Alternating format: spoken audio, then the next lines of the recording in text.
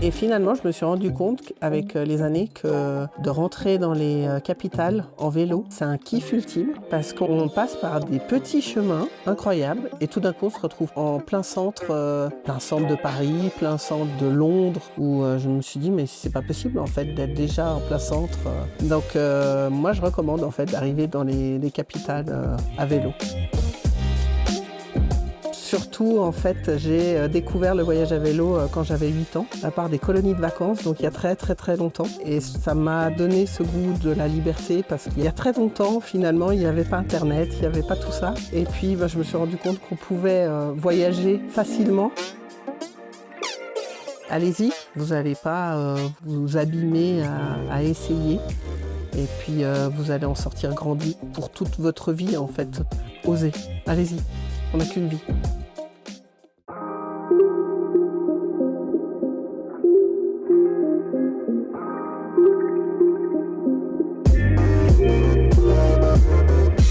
Bonjour et bienvenue sur Storylifique, le podcast 100% outdoor qui nourrit tes envies de nature, grandeur, nature. Je suis Anne B et je te propose de découvrir avec moi des explorateurs, aventuriers, sportifs de haut niveau et autres dévoreurs de vie qui vont te parler de leur parcours inspirant pour réveiller ton envie de vivre tes rêves. Car si l'on fait, toi aussi, tu peux le faire. Et simplement en écoutant, tu soutiens déjà la reforestation car ici, on ambitionne de planter des arbres avec tes oreilles. Alors n'hésite pas à partager ce podcast et d'avance, je te dis merci. Aujourd'hui, je vous propose une discussion avec Catherine Zimmermann, dite Katoche, qui n'est ni championne d'ultra-distance, ni exploratrice gravel en zone improbable, mais bien une femme qui ressemble fort à la meilleure copine qu'on aurait tous envie d'avoir, pleine d'énergie. Elle a un job classique, mais dès qu'elle en a l'occasion, elle enfourche son vélo, part à l'aventure et, comme Maurice, pour ceux qui comprendront l'allusion à une célèbre pub qui marqua toute une génération, elle pousse toujours le bouchon un peu plus loin, jusqu'en Asie par exemple. C'est un entretien plein de bonne humeur et de bons plans pour tous les wannabes cyclotouristes qui ont toujours eu envie de s'y mettre sans jamais oser. Que vous vouliez aller jusqu'au village d'à côté en famille ou tout au bout du monde en solo, Katoche a de bons plans pour vous et les encouragements qu'il vous faut pour vous convaincre de mettre le pied au pédalier. Celui qui a planté un arbre n'a pas vécu inutilement, dit un proverbe indien. Depuis le début de ce podcast, je rêve de transformer mon projet en forêt et je le fais avec l'ONG Graines de Vie et vos oreilles. Et aujourd'hui, j'ai envie de vous parler de leur programme Une forêt pour ma vie qui vous permet de compenser votre empreinte carbone en plantant des arbres. Graines de Vie propose de planter en votre nom 5760 arbres afin de compenser l'empreinte carbone de votre vie. Comment ça marche ? Un soutien étalé sur le long terme est franchement pas cher puisqu'un arbre ne coûte que 50 centimes grâce à leur approche que vous pouvez découvrir à l'épisode 2 de ce podcast. Ainsi, vous aurez planté votre forêt, mais également de l'espoir, du soutien aux communautés locales, de la solidarité, des abris pour la biodiversité et une belle dose d'inspiration pour que demain reste source d'émerveillement. Je vous mets un lien dans les notes pour découvrir ce projet en partenariat avec Storylifique. La prix Nobel de la paix Wangari Maathai a dit « Lorsque nous plantons des arbres, nous plantons les graines de la paix et de l'espoir. » Au vu de l'actualité, cela me parle énormément et j'espère que ça vous parlera aussi. Place à l'épisode. Bonjour Katoche. Salut Anne B. Catherine, dite Katoche, comme les sacoches de son vélo, va nous emmener aujourd'hui sur les routes de France et de grands ailleurs aussi, sur son vélo qui s'appelle Marcello. Il faudra que tu nous dises pourquoi. Et on a une amie commune, une connaissance commune avec Sophie Planck qui t'inspire beaucoup. Donc on va reparler elle, petit clin d'œil à Sophie, et on va parler de tes aventures à toi. Donc ce qui est très chouette, c'est que tu es là pour nous dire que l'aventure est vraiment à portée de tout le monde, quel que soit l'âge, quel que soit le sexe. On peut tous s'y mettre, et donc voilà, parce que parfois certains me disent « Oui, mais t'as des grands profils, moi je m'y retrouve pas trop, c'est pas pour moi. » Eh bien Kato, je vais dire « Mais si, mais si !» Et voilà, on peut tous faire des aventures, des grandes, des petites. Il n'y a pas de petite aventure, de toute façon. C'est celle qui nous parle, celle qui nous fait vibrer, qui est la plus importante. Que ce soit aller à 10 km, rendre visite à quelqu'un à vélo pour la première fois de sa vie ou aller faire 1000 km, ça n'a aucune importance dans le fond. Bonjour Catherine, bonjour Katoche. Merci Anne B pour cette introduction et surtout merci de m'accepter dans ce podcast horrifique où effectivement, quand tu m'as contactée, j'étais là, mais j'ai pas ma place, moi. Je suis juste Katoche qui fait du vélo et qui va pas très loin. Et puis finalement, tu m'as dit, mais si, c'est le voyage et l'aventure, elle est à portée de tout le monde. Il y a les grands aventuriers et puis il y a des personnes comme moi qui sont des personnes comme tout le monde. Et effectivement, je fais beaucoup de voyages à vélo. Et je pense que c'est ça dont on va parler principalement aujourd'hui. Mon Dieu, mais tu es Euh, de vin? et de Marcello. Bien sûr, bien Voilà. sûr. Ben donc, je vais évidemment te demander de te présenter. Et alors, zut, je voulais dire quelque chose sur quelque chose que tu m'as dit là. Et puis ça m'a échappé, mais ça va me revenir. Mais donc, si tu veux déjà bien te présenter, me dire où tu es, parce que déjà ça fait un petit peu rêver quand même, hein?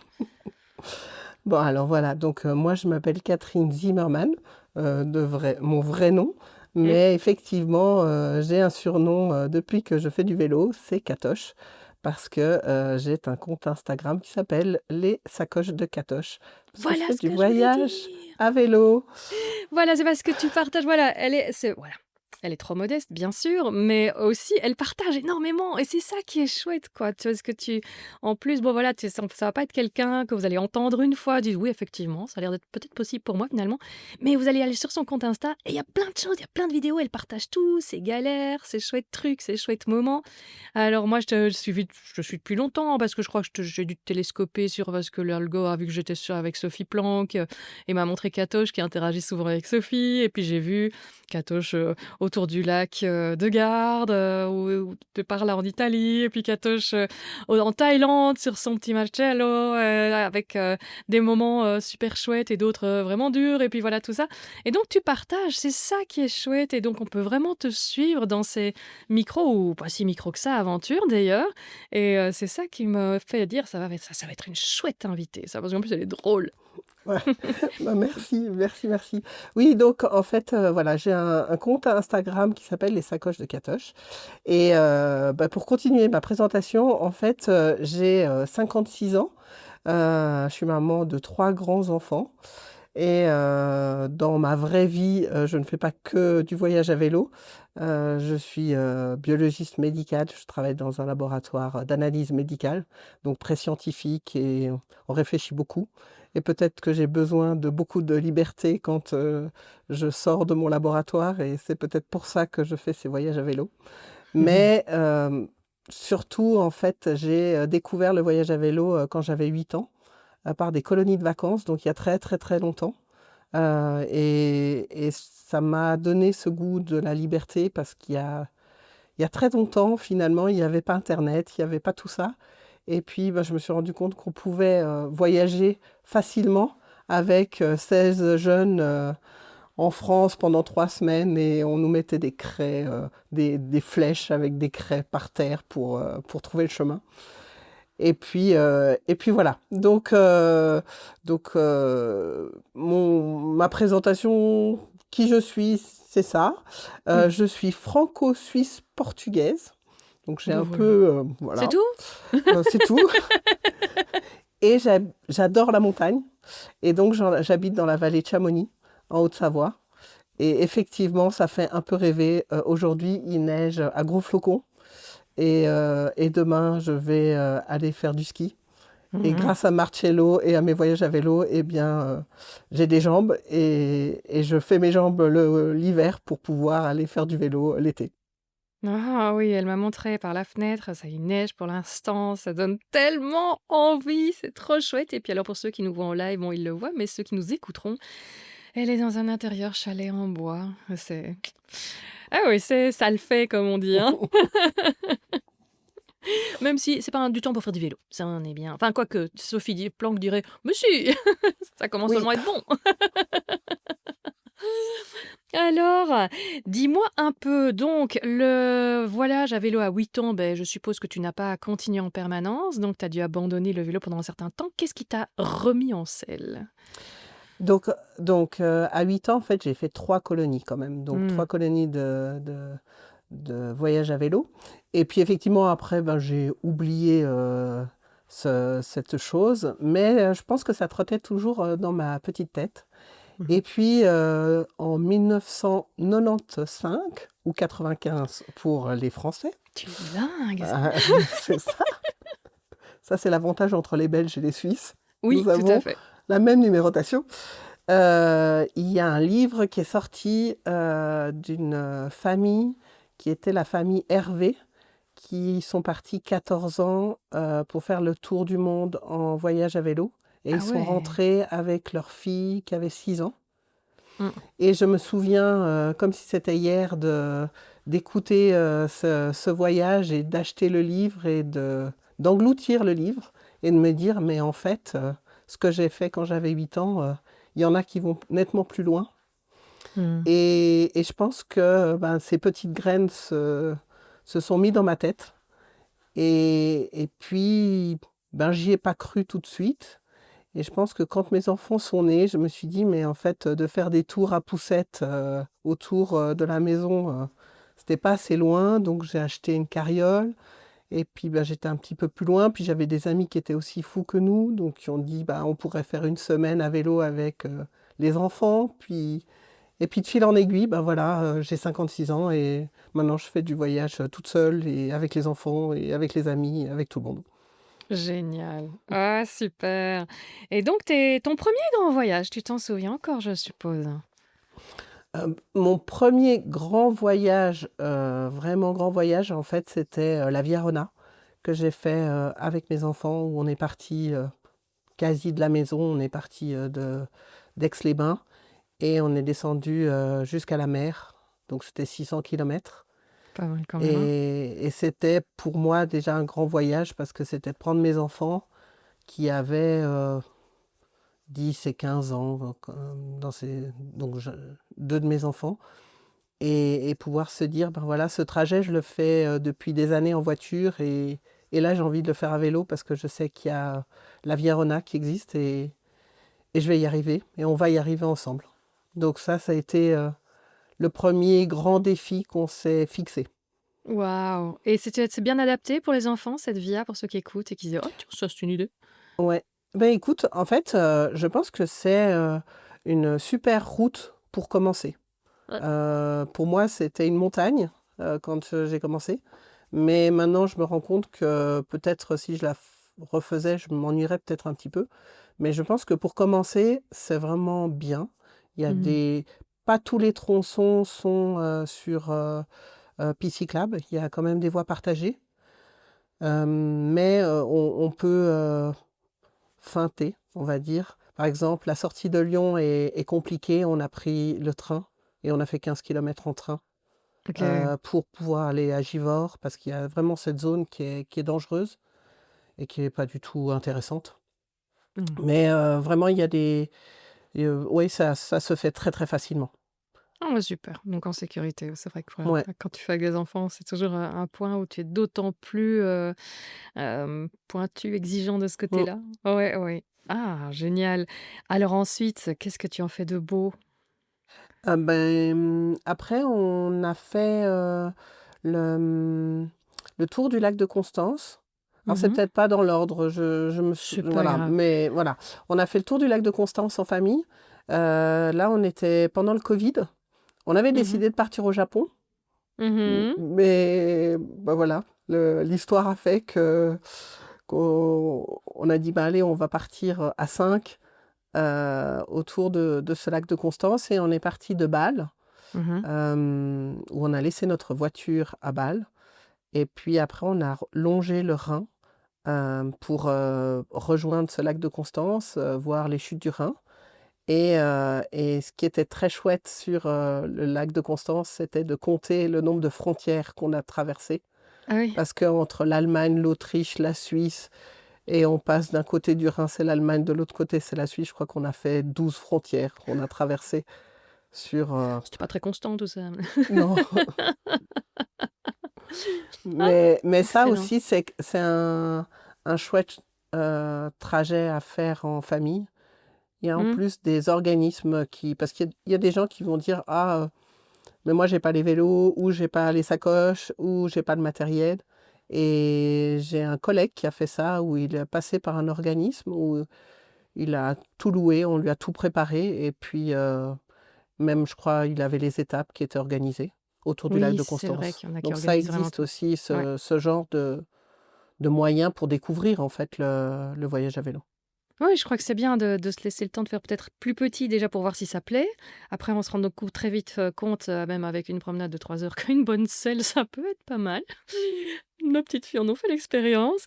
Et puis voir si ça, oui, si ça, il n'y a pas besoin de faire un gros investissement tout de suite parce que si on part avec du matériel voie moyen, peut-être que l'expérience, surtout si on veut faire du long, risque d'être assez moyenne aussi. Donc, c'est bien de. Il y a moyen, quoi. C'est pour une première fois, comme on disait à quelqu'un qui était spécialiste bivouac, qui dit ben, pour ceux qui ont peur, ben, commencez par mettre la tente dans votre jardin. Hein, ça va être les premiers, c'est mettre le pied à l'étrier ou plutôt à la pédale, hein, au pédalier. Mais si je rebondis sur ce que tu dis, euh, nous, au départ, on est parti avec nos VTT. Donc, on a acheté des porte-bagages qui s'adaptent au VTT. Et puis, par contre, je savais que j'allais continuer le voyage à vélo. Alors, j'avais acheté les sacoches, des bonnes sacoches. Mhm. Mais on a pris nos VTT et les VTT des enfants, ça allait très très bien. Et on a fait comme ça. Les premières années, moi, j'ai fait avec mon VTT. C'était pas l'idéal, mais ça, du moment que la mécanique suivait, c'était le principal. Et Ouais. puis après, ben, il y a eu Marcello. Marcello. Et ce fameux Marcello, alors, d'où vient-il? Pourquoi ce nom? Pourquoi ce modèle? Eh, alors, moi, je Parce suis que une... c'est un top modèle, Marcello, on peut le Ouais, c'est dire. Hein, ça, c'est c'est vraiment ça. Bon, alors, dans ma présentation, il y a quelque chose que je n'ai pas dit. C'est que je suis nulle à vélo. En fait, je ne suis pas une cycliste. Moi, je suis une cyclo-touriste ou une cyclo-voyageuse. Donc, mécanique et Ça me va moi, bien. voilà, mécanique et moi, ça fait deux. Donc, il fallait que je trouve un vélo qui soit de bonne qualité, qui ne tombe pas en panne facilement et que j'ai pas à faire de la mécanique tout le temps, quoi, parce que ça allait pas le faire. Donc, j'ai un petit peu regardé ce qui existait sur le marché et puis suis tombée sur une marque allemande, Fahrrad Manufaktur, qui font des vélos très robustes. En plus, j'ai un certain poids, je ne suis pas légère, donc il me fallait quelque chose quand même qui supporte mon poids et le poids des sacoches. Donc, je ne suis pas partie avec un vélo très léger, mais mon idée, c'était d'avoir un vélo qui tienne bien, qui mécaniquement, ça soit tout parfait, et puis qui tienne sur la longueur, parce que j'allais pas changer de vélo tous les 2 ans. Donc, Farad Manufacture, finalement, c'était un bon rapport qualité-prix. Il y avait de bons avis sur ce vélo. Donc, c'est un TX 400 que j'ai. Ne me demandez pas plus. C'est déjà pas mal, Voilà. hein. Et puis, ben, je l'ai reçu pour mes 50 ans, en me Ah, disant que ben, il me continuerait jusqu'à la fin de ta carrière de ma carrière. Voilà. vélocipédique. Oh ouais, bien, bien, bien, bien. Ah, ah non, c'est pas toi, c'est quelqu'un d'autre qui avait dit. Quand on voulait faire un grand vélo, un voyage, elle a dit ah oui, mais bah du coup j'ai pris le même vélo que Sophie Planck. Voilà, comme ça j'étais sûre parce il avait traversé les Amériques, ça allait bien pouvoir me suivre dans mon petit truc. Donc ouais, voilà. Ah oui, ça Oui, c'est moi sûr. je sais. En fait, je sais même pas comment je suis tombée là-dessus. Il y a Mila et Denis qui ont un compte qui s'appelle Un monde à vélo, Mhm. qui ont des super comparaisons. Vraiment, ils font un super travail sur le monde du voyage à vélo, de décrire des routes et aussi d'écrire le matériel et de comparer Mm. le matériel, les pignons, les cassettes, voilà, tout ça. Mhm. Et peut-être que c'est là, je sais plus. Ah Mais d'accord. Ah oui, c'est moi, c'est Julien et Marie Liès, c'est ça. Cette fois, je m'en souviens. C'est Marie mm, Liès qui a voulu dire je prends le même que Sophie.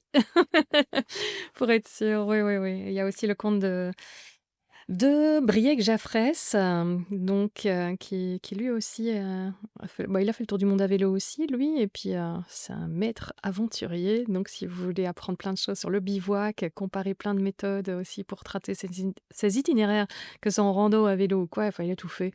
il est d'un flegme époustouflant, il te raconte: «Ah oui, ça c'est», je dis: «Qu'est-ce que tu as fait?» «Ah bah oui, ça c'est quand j'étais au kayak, en kayak au Groenland». Je dis: «Mais tu m'avais pas dit!» Mais voilà, il y a tout qui est normal pour lui, voilà. Petit père tranquille, mais waouh, il décoiffe derrière, donc ça c'est marrant aussi. Donc les bonnes adresses, voilà, je les mettrai dans les notes de l'épisode, comme ça tous ceux qui veulent aller plus loin, bah, ils auront ton compte aussi, parce que déjà le tien, c'est déjà pas mal du tout, pour un Merci. certain vécu et ressenti des voyages. Non, c'est chouette, tes partages sont réguliers, donc on pouvait vraiment suivre toutes tes aventures, peut-être pas au jour le jour, mais aux 2 jours, les 2 jours, ça se dit pas, je m'en fous. Ouais, j'ai un autre métier, je ne suis pas influenceuse. Elle Non ne le mais sait pas encore, mais elle l'est. non mais si on revient sur, l'histoire de ce conte qui est quand même, moi mon idée depuis toujours en fait, c'était, de dire j'ai beaucoup d'amis qui me disaient: «Ah mais moi j'oserais pas faire ce que tu fais. Mmh. Mais moi je suis pas capable de faire, je suis pas capable», et moi je disais: «Mais c'est pas compliqué en fait», et je me disais: «Bon ben, comment je peux transmettre en fait ce de juste montrer que c'est pas compliqué de partir». Alors ça peut être du voyage à vélo, mais ça peut être aussi une randonnée, hein, Mmh. et je me suis dit: «Bon ben, comment je peux, toucher ces personnes?» Et j'ai une collègue qui est très jeune en fait et qui m'a dit: «Mais tu devrais faire un compte Instagram». Et je lui ai dit: Mmh. «Mais moi je sais même pas ce que c'est qu'Instagram». Donc elle m'a donné un cours pendant 1 heure de comment faire ce compte Instagram. J'étais là: «Mais pourquoi je fais ça?» Et puis finalement et ben Mais pour qu'on se rencontre, hein, ouais, pour qu'on c'est se ça, rencontre, voilà. c'est ça. Et en fait, ben, justement, ça m'a permis de rencontrer déjà plein de Oui, hein. voyageurs et puis aussi, ben, de transmettre finalement ces voyages et de juste montrer que c'est pas compliqué Voilà. et voilà. Cette histoire de montagne me fait penser à tous des films cultes et puis, je sais pas si je te dis, vous avez des crêpes, vous avez du sucre, vous savez faire des crêpes au sucre? Il y a encore un C'est qui me demande des crêpes aussi. Tu vois, hein, c'est on est de la ça, même génération, on se souvient? Et si tu un vélo, tu as des jambes, bah, tu sais faire un voyage à vélo. Voilà. c'est ça. Ouais, ouais, bah, oui, c'est vrai, on se fait des montagnes de tout, mais c'est l'inconnu qui fait peur, hein, dans tous les domaines de vie, d'ailleurs, Mmh. hein. Changer de boulot, même si on est dans un boulot qui plaît pas, on hésite, faire un voyage dont on rêve, on a tellement peur, parfois on n'ose même pas le faire ou voilà et moi la première, hein, je dis pas c'est peut-être pas pour rien que j'interviewe tous des gens qui osent, c'est parce que je me dis: «Mais comment ils font?» Bon, j'ai déjà osé quelques petits trucs, mais franchement, non, on apprend et puis c'est bien de s'entourer aussi des gens qui osent et s'entourer, ça n'a jamais été aussi facile que de nos jours parce qu'effectivement, il faut pas nécessairement aller parler à tout le monde. Je veux dire, on ouvre un écran et sur YouTube, on peut voir plein de gens, essayer de trouver des gens un peu vrais, ceux qui vous montrent aussi le côté galère parce que sinon, effectivement, on va se dire: «Ah ouais, mais c'est pas pour moi», forcément, puisque on voit tout ce qui est instagrammable, comme on dit, c'est pas la vraie vie. Donc voilà, toi, c'est du vrai, c'est du pur. Donc c'est ça qu'on peut faire confiance à ce genre de compte et que ça donne encore plus envie de s'y mettre en disant: «Bah ouais, tout compte fait, c'est vrai que ça a l'air possible, puis les galères sont pas cachées, donc sinon on s'en doute, sinon le truc est tout beau tout le temps, on se dit: «Bah non, c'est pas possible». Mais donc il y Non, a il y a moyen. Avec un bon matériel allemand, ça fera plaisir à mon mari qui est allemand. là, il est robuste, hein, il Ah bah, bouge c'est ce pas. que je lui dis toujours, hein: «C'est du solide!» C'est peut-être aussi mon côté un peu suisse où je me suis dit: «Allemand, c'est bon, ça va tenir». Ouais, ouais, ouais. Et et voilà. Mais peut-être pour revenir justement à cette, volonté de oser ou en tout cas de transmettre, Oui. hem, ben, quand, j'ai décidé de partir, sur ce premier voyage, de la Via Rona, ben, moi je ne savais pas en fait si mes enfants ils étaient capables et même si moi j'étais capable en fait de faire ça. Et je me suis dit: «Ben, il faut faire, étape par étape». Donc la première étape, c'est on va aller déjà faire juste une journée et on est parti avec mon fils, faire le tour du lac d'Annecy qui fait 40 kilomètres et j'ai dit: Mmh. «S'il arrive à faire 40 kilomètres un jour, on peut arriver à faire plusieurs jours». Mmh mh. Donc on a fait déjà juste un jour, on a fait le tour du lac d'Annecy. Puis après on est parti un week-end où on a fait le tour du lac du Bourget avec, les 2 enfants. Pas loin non plus, ouais. Sur 2 jours pour juste transporter le matériel pour, faire, parce qu'on dort en tente, bien sûr, c'est plus Mmh mh. sympa Ah et ouais, ouais. et puis, bah, on est parti ce week-end-là et je crois que ça a été le pire week-end de tous mes voyages Ah oui? où il faisait très, très, très chaud. En fait, le tour du lac du Bourget n'est pas plat, Mmh. il y a un col OK. et le col du Chat Et puis, moi, je crois que j'ai pleuré toutes les larmes de mon corps sur toute la montée. Ah ouais, C'est ma fille, ok. on avait pris une carriole pour mettre toutes nos affaires. Et en fait, c'est ma fille qui a tiré la carriole. Moi, j'étais incapable. Mère indigne. Voilà, mère indigne. Mais finalement, nous avons réussi. Et on s'est dit, si on arrive à faire ça, finalement, le reste, ça sera très simple. Il faut juste prendre les événements les uns après les autres et on trouve des solutions. Et c'est Et ça aussi, hein, c'est voilà. pas parce on souffre, voilà, on va dire Mm. poli, que c'est une mauvaise expérience au final, parce que justement on se dit, bah tiens, c'était pas facile, mais ça a été en fait. Mm. Donc plein de choses qui nous font peur, on se dit, bah oui, elles sont là, et puis finalement on se dit, bah quand on est dedans, en fait ça passe. Voilà, Steven Le Yarrick dirait ça passe large, mais lui, il faut pas lui faire confiance. Mais avec Katoche, on peut faire confiance parce que si ça passe avec Katoche, ça passe avec tout le monde. Voilà, sinon Steven, un clin d'œil pour lui aussi, il est très sympa et très chouette et très inspirant. Voilà, aussi plutôt le gravel, lui, hein, Oui. sa spécialité. Voilà. Mais donc, ouais, c'est bien, c'est des bons exemples, effectivement. Tout ça, tout ça. Le lac d'Annecy, je rigole toujours quand on me parle du lac d'Annecy parce que sa première nage en eau froide, et ça, j'ai beaucoup aimé. Mais alors, c'était surtout, et ça c'est quand même beaucoup plus étonnant, mon premier mal de mer, tu vois.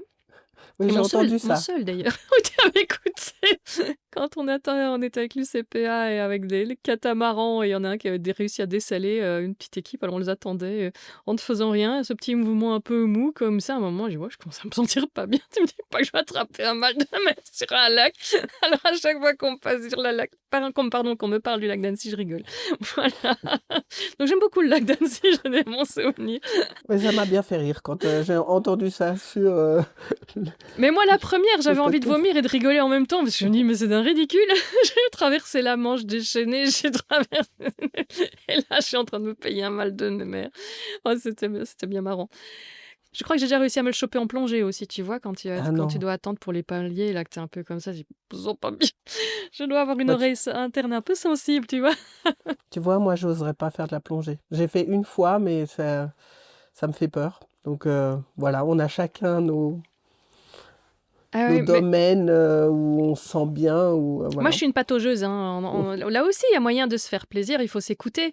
Alors, pourquoi est-ce qu'il faudrait aller à 50 mètres? Moi, je vois pas l'intérêt. Il faut commencer à avoir des spots. Il faut juste s'embêter, soit restant poli avec des paliers. Moi, c'est pas mon truc. Moi, j'aime bien quand on voit encore la couleur. Bon, c'est 5 mètres, hein. C'est pas grand-chose. Mais moi, je me dis aussi, si y a le bon problème, je peux remonter. Et j'étais contente parce que j'avais fait à Bali avec mon mari, parce que j'ai rentré mon mari à la plongée, à initiation plongée. Donc après, on est parti en voyage. Non, forcément, on a refait de la plongée.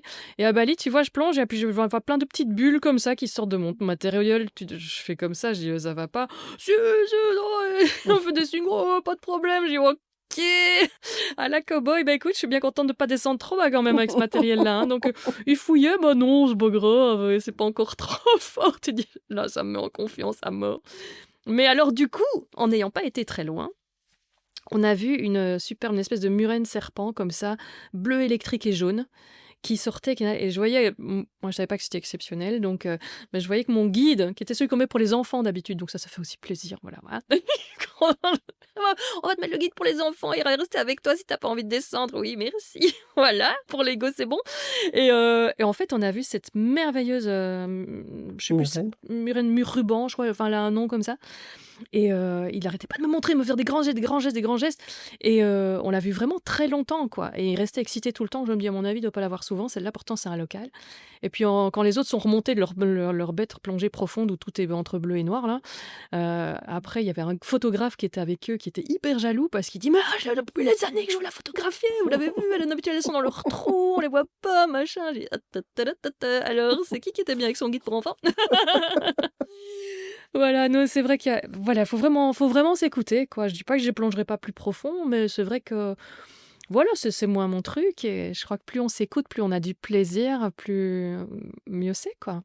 En tout cas, moi, par rapport au vélo et par rapport à ces voyages, euh, ce qui est important, c'est je les adapte à moi-même. C'est-à-dire que Hmm. moi, chaque fois que je pars, je me mets un petit objectif pour un petit peu sortir de ma zone de confort, parce que voilà, c'est vrai que j'adore ce que fait Sophie Planck ou d'autres qui me paraît insurmontable pour moi, ou je ne serais pas capable en fait. Mais je me rends compte que petit à petit, eh ben, j'évolue et je me mets juste des petits objectifs personnels en me disant, ben, tiens, ce coup-ci, bah, tu vas prendre l'avion ou ce coup-ci, bah, tu prends l'avion et tu es toute seule et ainsi de suite. Et en fait, maintenant avec les années, je me rends compte que effectivement, je vais de plus en plus loin, mais je prends toujours autant de plaisir de partir juste un week-end dans le Jura avec des amis, quoi. Ça, c'est génial. Mais c'est vrai qu'en général, plus tu avances sur ton chemin, plus ce qui paraissait impossible hier devient challengeant Mm. aujourd'hui, hein, et puis c'est peut-être ce que tu feras demain, ou pas d'ailleurs. Si ça ne te parle pas, il n'y a pas besoin, hein, en Non, fait. C'est ça qui est chouette. Ça aussi, c'est quand même chouette quand on attrape un certain âge, de se dire, bon, plus rien à prouver, juste se faire plaisir, en fait. On se rend compte que vouloir prouver des choses, ça n'amenait à pas grand-chose d'intéressant, en fait, au final, hein. c'est ça. Donc après, on réapprend à s'écouter, et ça, c'est très, très chouette. Donc les jeunes, gagnez quelques années, arrêtez de vouloir épater des gens qui n'en ont rien à faire de toute façon. Moi, je veux juste m'épater Et moi-même. voilà, je Voilà. pense que j'allais dire, épatez-vous vous-même, faites-vous plaisir, avancez dans la direction qui vous fait vibrer, et c'est la meilleure boussole possible. Et donc, tu m'as toujours pas dit pourquoi il s'appelait Marcello, Marcello, en Mais en fait. fait, je ne sais pas. Ah! En fait, je me suis dit que lui donner un nom masculin Mmh. pouvait peut-être m'aider à affronter certaines peurs. Je ne sais pas pourquoi. Le fait d'être une femme seule à vélo, je me suis dit, ben tiens, d'avoir un vélo masculin avec un nom masculin peut peut-être m'aider oui, à affronter certaines peurs que je pouvais avoir personnelles. Mmh. Marcello italien, je me suis dit, oh, ben, Il c'est un roule des peu fun. mécaniques. Voilà, il roule des mécaniques. Il n'y avait pas un humoriste qui marchait comme ça, Marcello. C'est Aldo Macione. Mais Ah, je ne ah, sais bon, pas ouais, si... bon, Oui, c'était je sais Aldo. pas. Bon, Après voilà. 10 ans, elle Je se sais pas rend compte qu'il aurait pourquoi. dû s'appeler Aldo. Je trouvais que Marcello, ça C'est faisait beaucoup plus voyager. drôle. Voilà. C'est beaucoup plus sympa. Tout à fait. Mais en Tout fait, à je ne fait. sais pas. Voilà. Par Marcello, contre, les vélo, sacoches de ça rime un Catoche, peu. je Oui. sais. Ah ben oui, là forcément. Et pourquoi les sacoches et pourquoi pas le vélo de Catoche? Pas, ça rimait pas. Non, en fait, donc moi, je me suis toujours appelée Catherine. On ne m'appelait Oui. pas Catoche. Hein. Jusqu'à il y a 6 ans, on ne m'appelait pas Catoche. Ah oui, d'accord. Et un jour, je suis arrivée chez moi et j'ai dit, voilà, je vais ouvrir un compte Instagram et il me faut un nom. Et je ne sais pas quel nom choisir. Et j'ai une de mes filles qui a une facilité à trouver des noms un peu rigolos et qui m'a dit, bah, les sacoches de Catoche. Je dis, bah, allez, go. Et puis voilà, bah, Catoche est né Ah à ce voilà. moment-là. Voilà. Ah, c'est marrant ça. Ah, c'est une chouette histoire. Ok. Ouais, parce que quand j'ai découvert ton compte, j'ai dit, bah quoi, elles vendent des sacoches de vélo. Je commence à regarder, je dis, bah non, elles vendent pas de sacoches. Mais qu'est-ce qu'il y a avec ces sacoches finalement? Mais voilà, c'est l'idée de sa fille. Voilà. Voilà. Et donc, après avoir fait les lacs, les monts et les Vaux, etc., tu as commencé les voyages à l'étranger aussi. Oui. Ben, en fait, au milieu de tout ça, j'ai fait des voyages en Europe. Mhm. Donc, un des voyages était de partir seule. Je pense que c'était un de mes plus gros défis personnels. Mhm. Parce que les personnes qui me connaissent savent que je suis tout sauf solitaire. Mhm. Donc, j'ai besoin d'avoir du monde autour de moi. Donc, quand je leur ai dit je vais partir seule à vélo, ils m'ont dit tu vas pas tenir.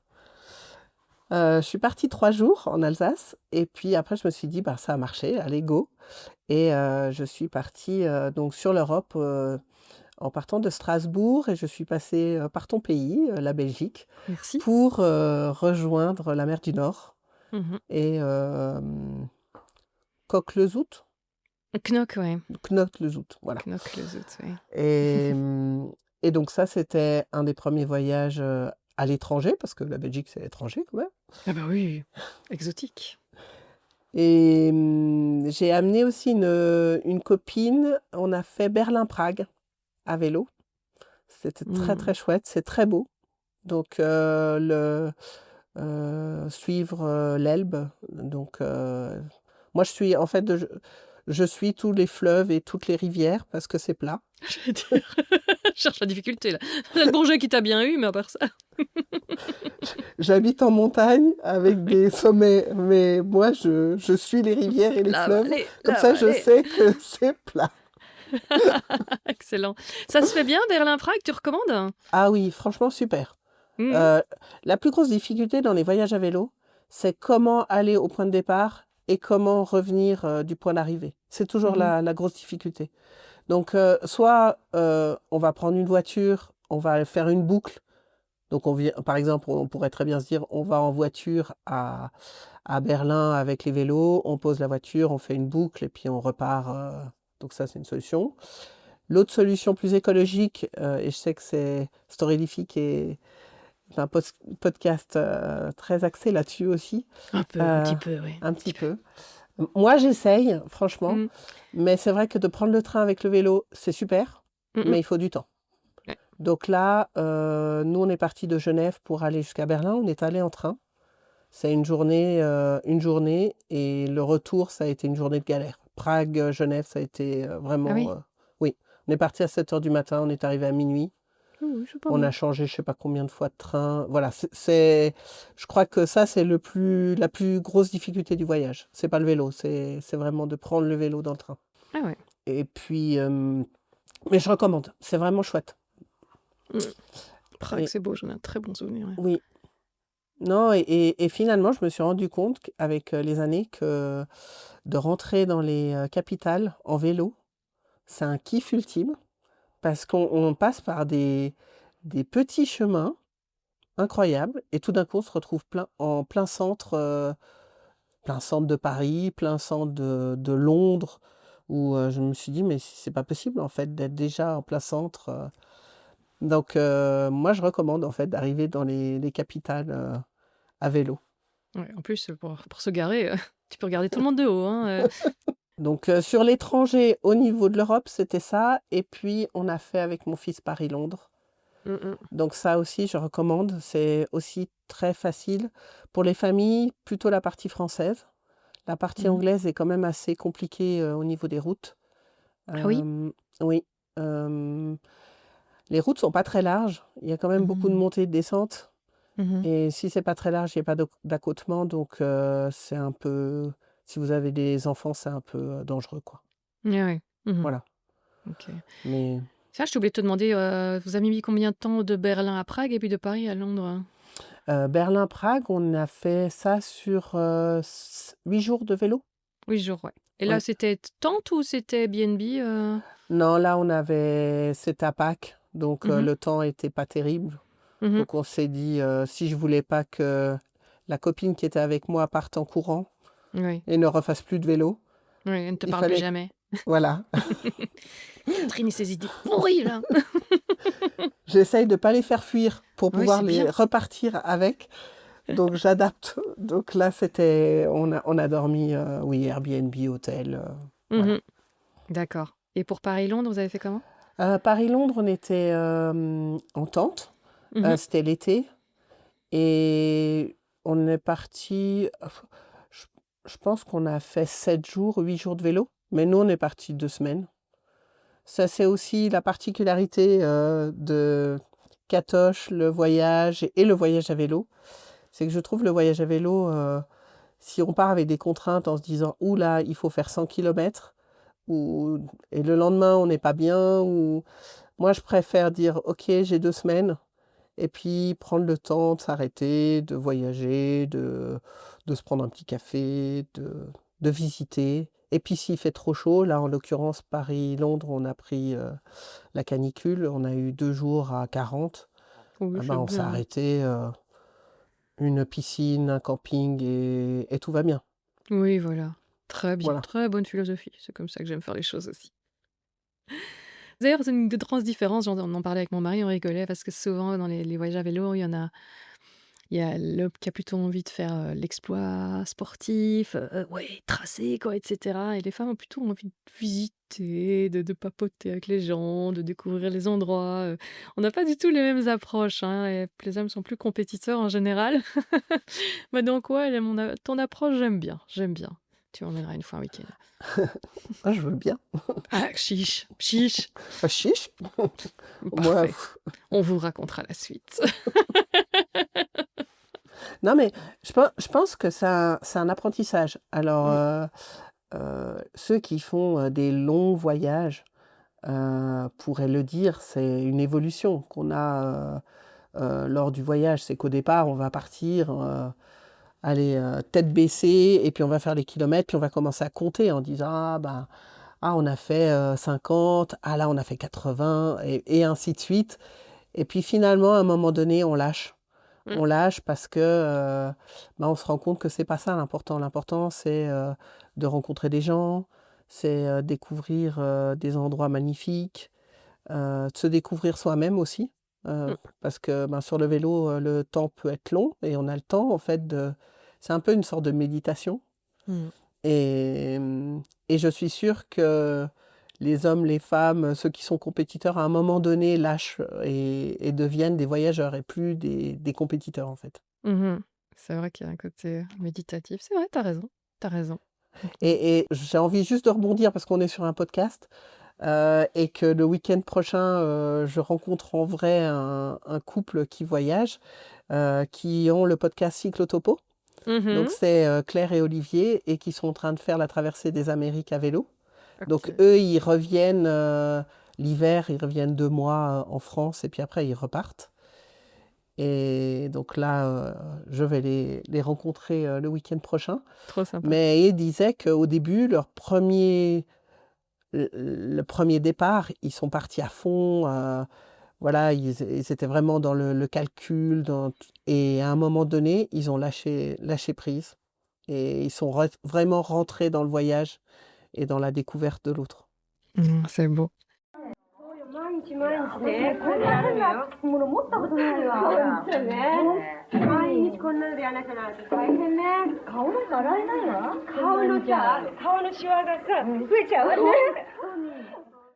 Et dans les découvertes de l'autre, tu as été beaucoup plus loin. Tu as été jusqu'au Japon, toi, avec Marcello, ton fils sous le bras et le copain de ton fils sous l'autre bras. Ouais, c'est ça.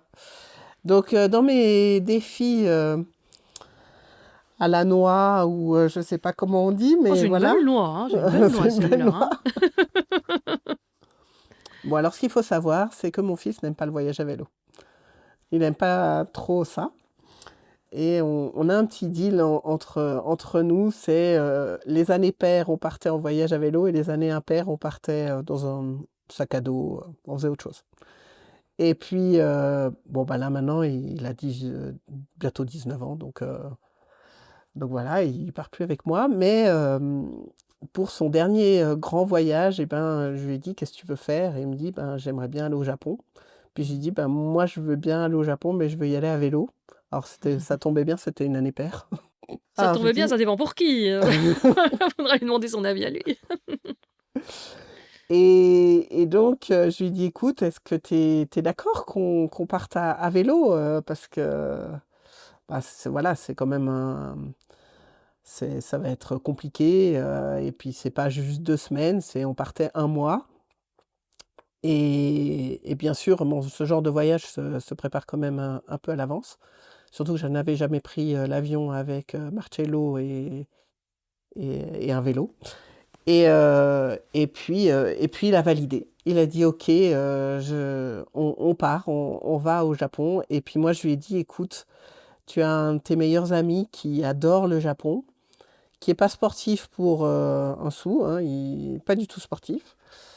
Mais si Un qui tu aime veux... pas le vélo, l'autre qui aime pas le sport. C'est bien tes équipiers, toi. Quand on vous disait que c'était à la portée de tout le monde.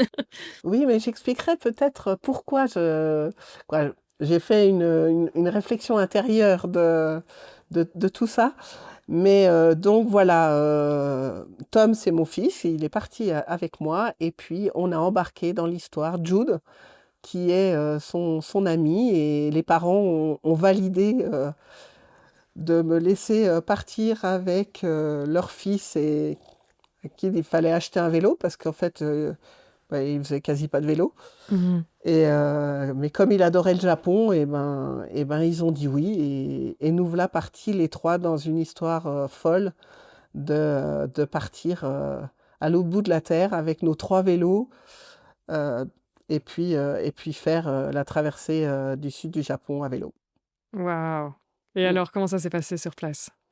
Ah, mais c'était magnifique. C'était magnifique. Donc, Tu as fait ça à quelle période? on est parti au mois de juillet. Donc, mon collègue, quand je lui ai dit que je partais au mois de juillet à vélo au Japon, il m'a dit: «T'es folle, il fait trop chaud». Je lui ai dit: «Bah, de toute façon, j'ai pas le choix parce que, bah, ils sont en scolarité, donc on partira au mois de juillet». Bon, bah, j'ai compris pourquoi il m'avait dit ça. Donc, je pense qu'il y a un taux d'humidité de 90%, Yes. 85%. Il fait jusqu'à 38 degrés la journée. La nuit, il fait 28 degrés. Mais il faut savoir qu'on est parti, bien sûr, avec nos tentes, hein. Donc, on a dormi une bonne partie du temps en tente. Ça se fait, ça? Oui.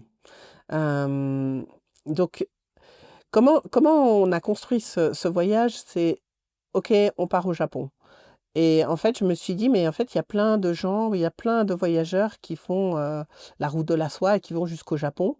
Et puis, ces personnes arrivent souvent de la Corée du Sud et rejoignent Fukuoka. Et puis, ils remontent toute la côte jusqu'à Tokyo. Donc, je me suis dit, bon, bah, si les autres le font, moi, je vais pouvoir arriver à le faire. Bah oui. Donc, on a pris un vol qui nous a amenés à Fukuoka. Et on a rejoint Tokyo par la côte. Parce que je vous ai dit, moi, la montagne en vélo, c'est pas encore trop ça. Donc, je me suis dit, Pas bon, encore. pas encore. J'ai dit pas encore. Oui, c'est ça. Et puis, ben voilà, on a suivi la côte au maximum et on a rejoint Tokyo par ce moyen-là. Donc, c'était en plein mois de juillet. On est parti un mois. On a fait 3 semaines de vélo, 23 Mhm. jours exactement. Et on a fait 1300 km. D'accord. Et donc, vous deviez partir tôt et pendant le plus dur de la journée, vous arrêter? Oui, c'est ça. Donc, on partait très très tôt. En général, on essayait d'être à 7h30 sur les vélos, 7h, 7h30. Et puis, on roulait jusqu'à 11h, 11h30, midi au plus tard. Et après, on se trouvait un parc. Et puis, on restait tout l'après-midi dans le parc. Et on reprenait le vélo vers 5h.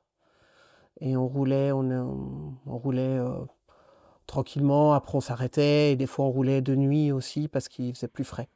Mhm. Donc, au Japon, en fait, il y a beaucoup, beaucoup de parcs. Et les Japonais ont ben voilà, le culte de quelque chose de tout très propre, tout est parfait. Ce qui est génial pour les voyageurs, puisque en fait, il y a des toilettes partout. Mhm. Donc, dans les parcs, il y a des toilettes partout. Les toilettes sont propres. Il y a même du papier toilette en réserve. C'est formidable. Franchement, partout où on a été, c'était incroyable. Et, et puis, il y a de l'eau. Donc, il y a toujours de l'eau. Donc, en fait, on s'arrêtait un peu n'importe où dans ces parcs. Et puis, on y dormait aussi la nuit. Donc, on a fait beaucoup de bivouac. On peut Dans les bivouaquer dans les parcs, alors? Oui, en fait, Ah. c'est toléré. Mhm. Donc, je vais pas dire que il faut, c'est pas les campings non plus, mais nous, on montait les tentes tard le soir et on démontait tôt le matin. C'est arrivé 3 fois où on nous a pas mis dehors, mais dit que ça se faisait pas. Euh, Pourquoi ça se fait pas? Parce qu'en fait, le japonais aime que tout soit très propre. En fait, tout est bien carré. Et en fait, on s'est rendu compte que pour pas les déranger, il fallait vraiment qu'on trouve des endroits où on était un peu caché et qu'il n'y ait pas, par exemple, si c'était un parc où il y avait des activités le lendemain matin, eh bien, la personne, elle va venir à 5h du matin pour préparer son parc. Mhm. Et là, ça le dérange parce qu'en fait, C'est dans le chemin. c'est pas propre dans le Mhm. paysage, on va dire. Ouais, ouais. Voilà. Mais Ok. il y a cette possibilité en fait de faire du bivouac. Et puis il y a un autre système qui existe au Japon et qui est pas très connu des personnes. Et c'est des voyageurs à vélo qui m'avaient donné ce- Cette astuce. cette astuce. Voilà, je cherchais le mot. Il y a des Michino-eki. Donc ces Michino-eki, en fait, c'est comme des gares d'autoroute, des aires d'autoroute, mais comme il n'y a pas d'autoroute, c'est des aires routières. Mhm. Et les Japonais, en fait, dorment dans leur voiture. Quand ils voyagent, ils s'arrêtent avec leur voiture dans ces Michino-eki, et puis ils dorment dans leur voiture à ces endroits-là. Et il y a toujours des endroits un peu verdoyants au bord de ces Michino-eki. Et là aussi, ben, on peut mettre la tente. Parce Mhm. que le japonais, il y a le petit coin pour les chiens, il y a l'endroit pour les enfants. Donc il y a des grandes étendues d'herbe toutes parfaites. Donc on mettait notre tente dans un petit coin et puis on essayait de pas trop déranger. Puis le lendemain, on repartait tôt. Puis voilà. Ah bah, tu vois, c'est intéressant parce qu'évidemment, je suis un peu intéressée dans l'affaire puisque nous préparons aussi en famille un voyage au Japon. On aimerait bien aller faire du vélo aussi, peut-être pas tout le temps, mais en tout cas en partie. Et donc, voilà, mes questions de ce côté-là sont très intéressées et ça donne trop envie, quoi. Voilà. Donc ça se fait bien aussi, c'est pour les filles qui sont encore jeunes. Oui, bon, au niveau de la sécurité routière, les Japonais sont très respectueux. Mhm. Ils vont vraiment faire attention. Et puis, il y a des bas-côtés qui sont assez larges. Et s'il n'y a pas ces bas-côtés, il y a des trottoirs. Les trottoirs sont très larges. Donc, la grosse difficulté, c'est qu'on roule à gauche. Mm. Donc, voilà, ça c'est un petit peu comme les pays anglophones.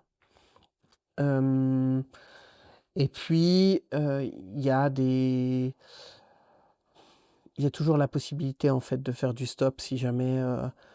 Nous, sur tout le trajet, on a eu une grosse difficulté, mais vraiment, on n'aurait pas dû. On a traversé un tunnel où il n'y avait pas de bas-côté. Oui, oui. Et en fait, j'ai même pas pensé qu'on pourrait faire du stop.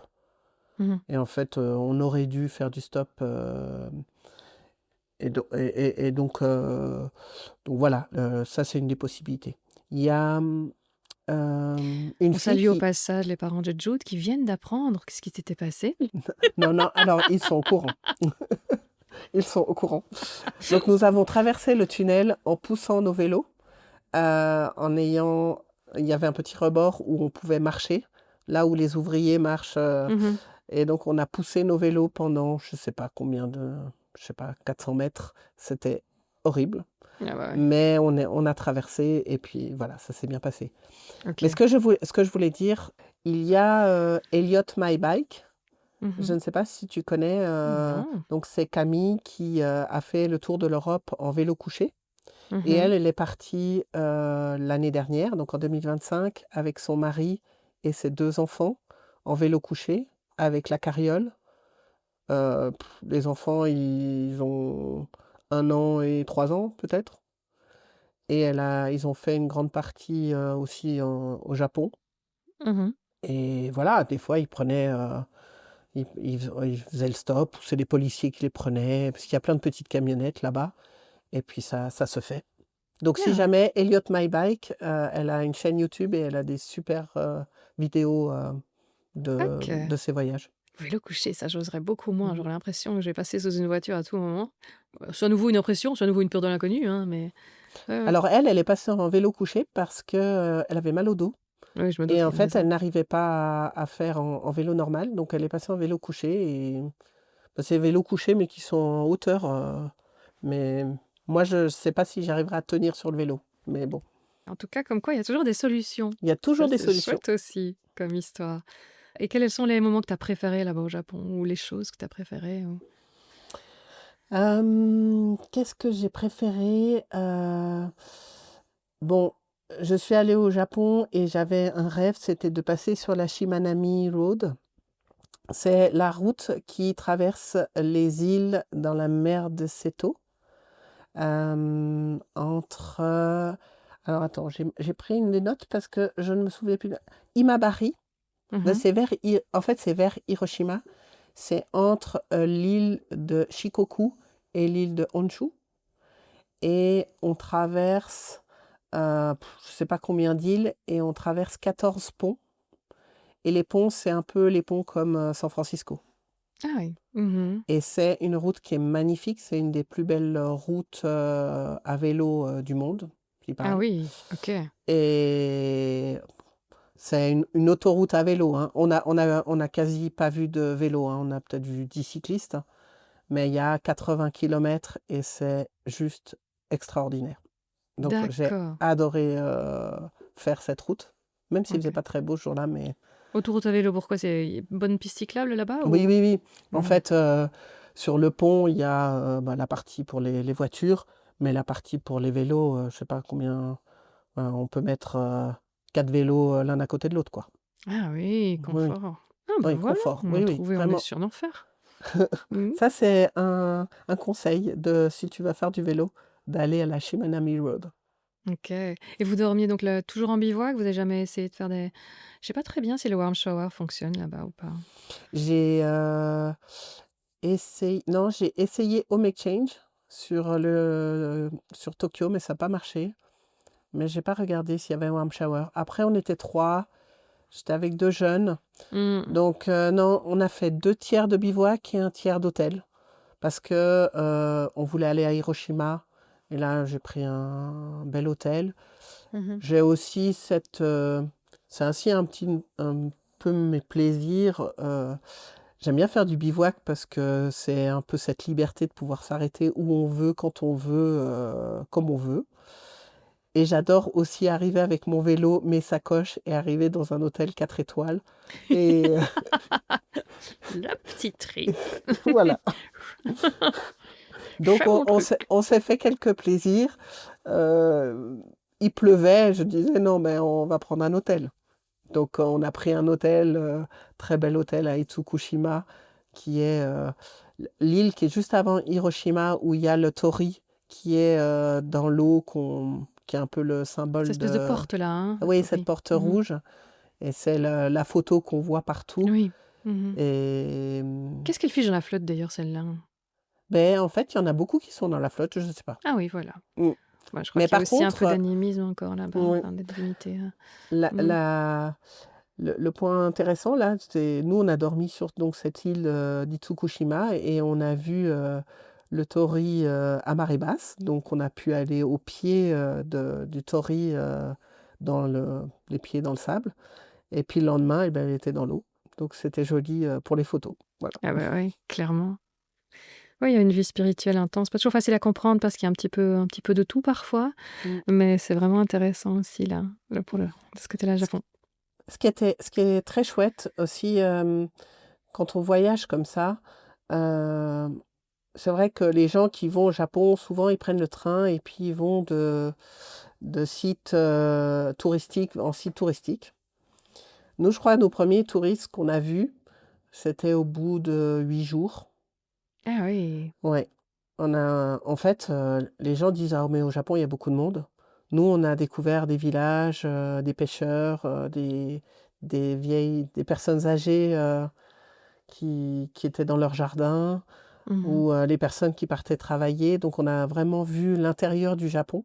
Ah, ça, c'est ce que j'ai Et envie de voir. voilà. Et par exemple, Jude, qui avait déjà été 2 fois, il a vu le Japon différemment que les fois où il avait été avec ses parents. Et, et puis aussi, ben, par exemple, sur les temples, ben, nous, on a vu tellement de temples.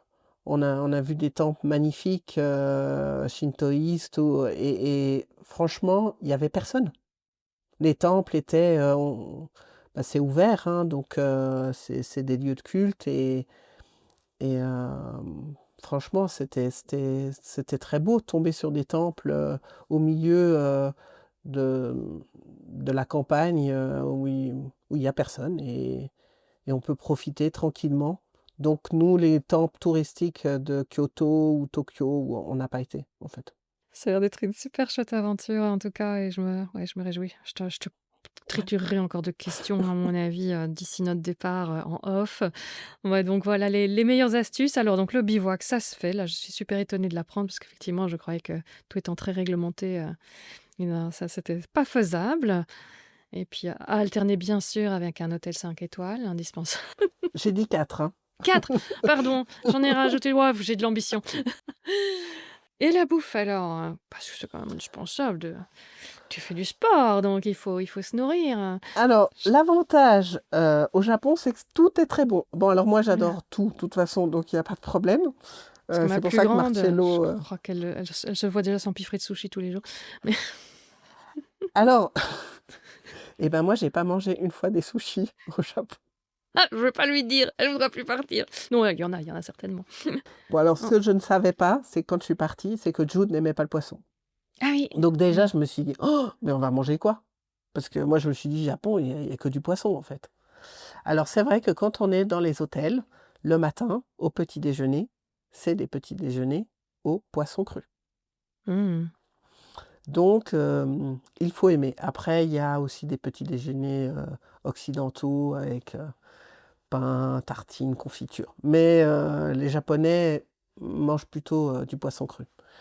Euh, Après, les plats, c'est pas traditionnel, mais les plats un peu de tous les jours, en fait, c'est pas au poisson, étonnamment.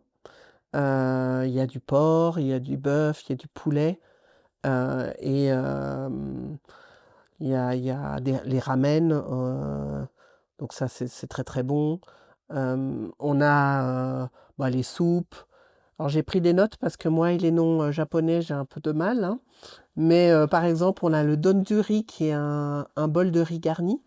Et puis, on peut mettre après du gyudon avec du bœuf ou du katsudon, c'est du porc. Souvent, c'est euh, un frit, un peu pané comme ça, par-dessus.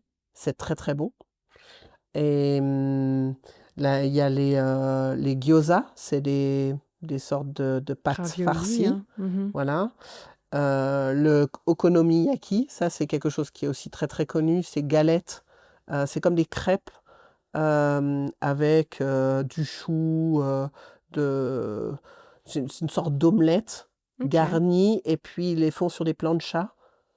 C'est des choses qu'on connaît, qu'on voit bien les cuisiniers japonais qui mettent des couches et puis après, Oui, c'est vrai, oui, oui. voilà.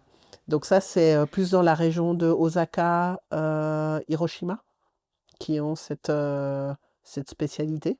Ok. Après, les yakitori, c'est les brochettes japonaises. Bon, autant vous dire tous qu'on a tous très bien mangé. Je crois qu'il n'y a pas... Enfin, toutes les personnes qui vont au Japon mangent très très bien. Mais l'avantage, c'est que c'est pas cher.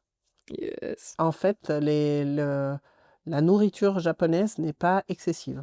Franchement, au niveau des coûts, c'est vraiment pas excessif. Super. Excellente nouvelle. Nous allons de Oui. bonne nouvelle en bonne nouvelle. Donc nous, alors, les gens diraient oui, mais pas excessif, ça veut dire quoi? Nous, on était à vélo, donc on mangeait quand même pas mal. On a beaucoup été dans les 7-Eleven, donc les Que serait-on combini. en Asie sans les 7-Eleven? Voilà. Mais en fait, ils ont tous ces plats qu'on peut réchauffer, ils ont des micro-ondes. Donc c'est vrai que quand on voyage à vélo, finalement, on faisait notre petit déjeuner là. Après, on s'arrêtait 4-5 fois dans la journée. Et puis comme il faisait très chaud, c'était aussi l'endroit où il y a un peu d'air frais et pour boire. Voilà. Mais on se faisait un resto par jour et on était à 13-14 euros de moyenne par personne. Voilà. Ça, on Donc se plaint pas, quoi. ça donne un peu le montant un petit peu global au niveau nourriture, c'était à peu près ça. Ah oui, par jour, c'est pas au Par jour. restaurant. Ah, j'avais cru Oui, croire oui. que c'est le Ah non, non, restaurant pardon. 13-14 euros. Je me dis oui, ça Non, va, non, si on me 13 mange bien, euros, 14 euros par jour par personne. des transports. Mhm. Ouais, Ok. tout compris. Ah oui, oui, ça le fait. Ça le fait. Mm. Les glaces sont bonnes parce que ça, c'est ma plus petite qu'il faut convaincre. Non, on n'en a pas trop mangé, nous. Ah ben, zut alors. Qu'est-ce En que je vais lui fait, en parler? la difficulté, c'est de savoir ce qu'on mange. Ah oui. Parce que c'est ça. C'est un peu... Parce que j'ai une petite anecdote, parce qu'effectivement, on a mangé quelques glaces, voilà, justement, dans les combini. Et une fois, Jude a voulu tester une glace à la pêche. Ça ressemblait à une pêche, voilà. Et il a pris la glace, et en fait, c'était des glaçons dans le bac. Voilà. Ok. des glaçons à la pêche, mais c'était pas une Oui. glace. Donc bon, Bon, ben voilà. on a bien T'aimes les rigolé glaçons, et oui. puis il est retourné chercher une autre glace. Ah, ma plus petite aurait été contente, hein, parce que les glaçons, c'est son gros truc. Non, mais c'est la difficulté, hein, c'est de comprendre un petit peu ce qu'on arrive à lire. Alors heureusement qu'il y a Google Traduction qui Ouais. permet de faire des photos et en fait ça traduit automatiquement. Mais même en traduisant, bah, des fois on comprend pas trop à quoi ça veut dire. Et les Japonais en général sont abordables? Il y a moyen de créer des contacts ou c'est la politesse, mais ça reste distant? En fait, la difficulté avec les Japonais, c'est qu'ils parlent très peu anglais. D'accord. Il y en a pas beaucoup qui parlent une langue étrangère. Mhm. Et en fait, nous, on s'est rendu compte que ceux qui venaient nous voir, c'est ceux qui parlaient une langue étrangère. Et c'est Ah, eux voilà. qui venaient nous voir. Ah oui, oui, oui. Parce qu'ils voyaient qu'on parlait français. Donc, il y en a qui parlaient français. Donc, ils disaient, ah, mais moi, j'étais en France. Alors, on comprenait Mhm. pas très bien. Mais Mhm. dès qu'il y a eu des contacts, c'est parce que les gens avaient été soit à l'étranger ou parlaient la langue et, Mhm. et venaient vers nous pour nous poser des questions. Donc on a eu des contacts, hein, on a eu des jolis contacts. On n'en a pas eu beaucoup, mais par contre, ils étaient très riches, ces contacts-là. Quelles sont les choses qui t'ont étonné là-bas? Euh, Ce qui m'a étonné, c'est leur capacité à être parfait, mais finalement, cette difficulté dans le fait d'être parfait fait qu'ils sont peut-être un peu tristes, parce que justement, on va prendre nos âges des travailleurs où on voit qu'ils sont... c'est vraiment tout est cadré, les règles, il n'y a pas de règles écrites, mais toutes les règles sont en eux. Donc pour nous, c'est une plénitude parce qu'on arrive, il n'y a pas de bruit, il n'y a pas de papier dans la rue, les gens marchent pas ils mangent pas en marchant, et on mange que à l'intérieur, il n'y a pas de poubelle. Donc c'est vrai que c'est super, c'est parfait, mais en fait, leur folie, parce qu'il y a de la folie, elle est cachée, elle est où? Et, et on peut la retrouver, par exemple, le soir, où il y a des bars, où il y a des jeunes, où là, alors ça, du moment que la porte est ouverte à la fête, bah, ils y vont franco.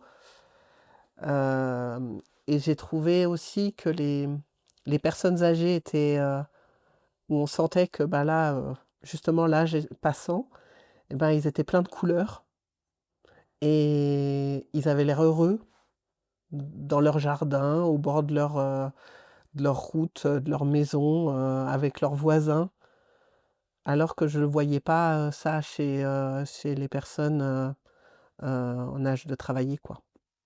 Ouais, tu confirmes un peu les impressions que j'avais déjà. J'ai donné des cours de langue à un japonais à un moment, qui venait d'arriver en Europe, donc encore bien dans sa culture là. Je lui disais: «Alors qu'est-ce qui t'a le plus étonné quand tu es arrivé ici?» Il me dit: «Mais les Belges partent tellement tôt du travail». Je dis: «Ils partent à quelle heure?» «Mais à 5 heures, ils sont partis quoi».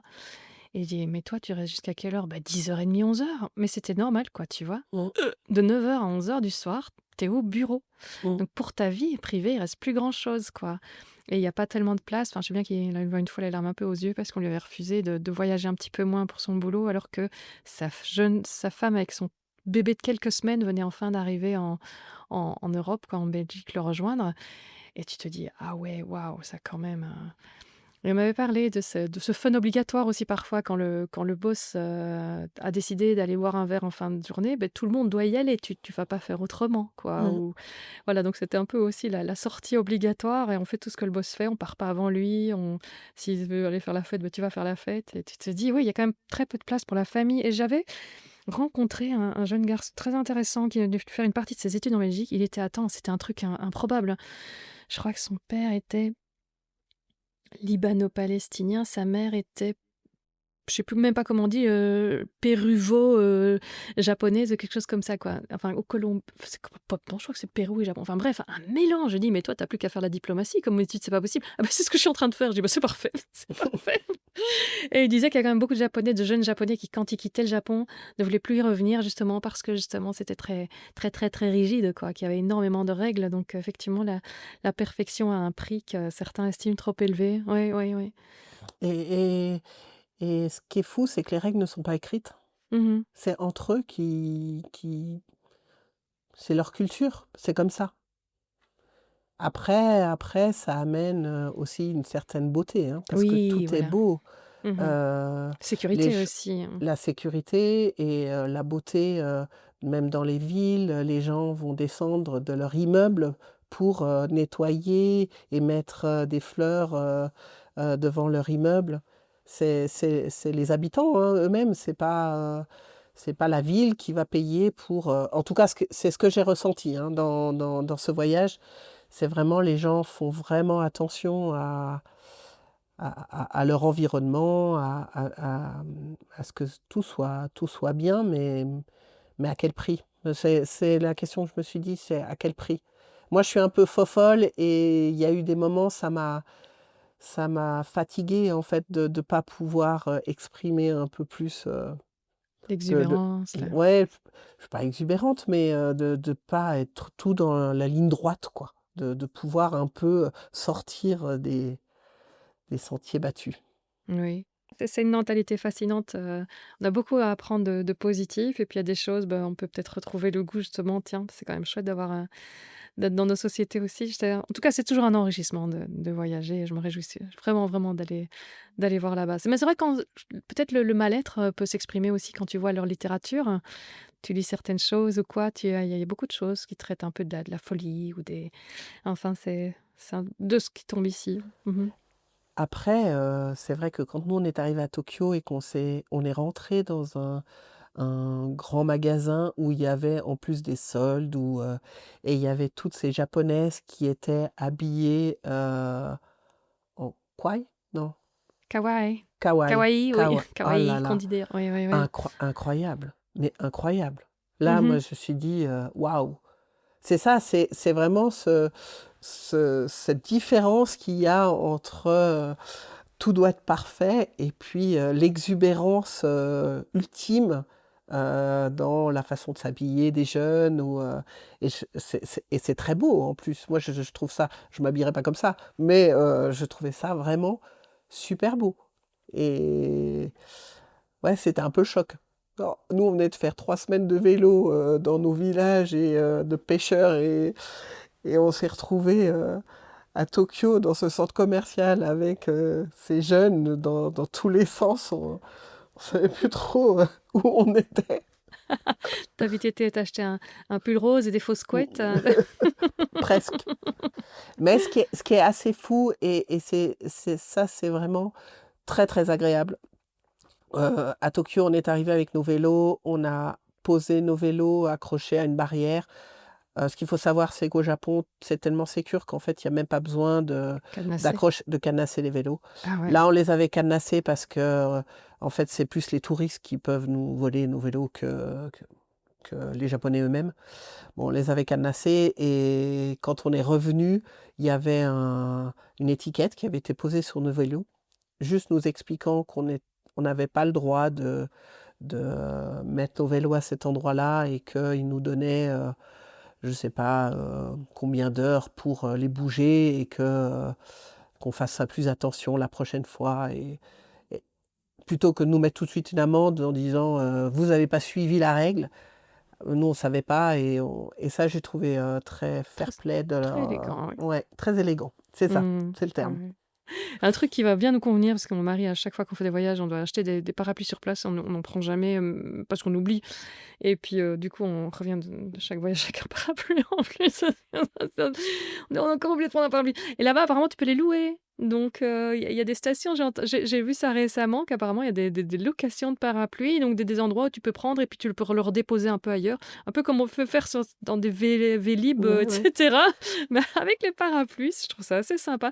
Il y a aussi des espèces de essoreurs de parapluies, je sais pas dire, les sueurs de parapluies, des trucs qui Oui, sont parce spécialement qu'on faits pour va que tu pas. puisses, voilà, et pour qu'il y ait pas de l'eau partout, C'est justement, hein, ça, c'est pour pas à mettre de nouveau l'eau la partout. propreté. Ouais. Et au musée, il y a on a fait le musée national à Kyoto.